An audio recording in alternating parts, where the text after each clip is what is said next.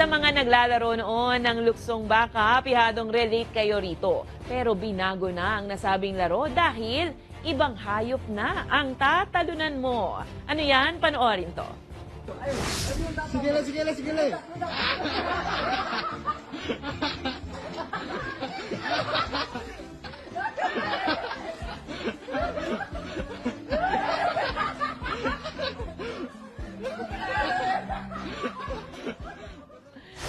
Naka 4 points siya doon. Kung kayo ay may kwentong kakaiba, mga kwento ng pag-ibig, storya na inspirasyon at pag-asa, maaari nyo itong ibahagi. Sumali sa ating Facebook group na Balitang A to Z.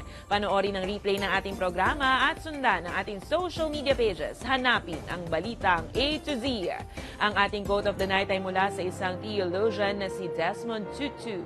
Ayon sa kanya, ang pag-asa ay ang makita na mayroon pang liwanag sa kabila ng kadiliman.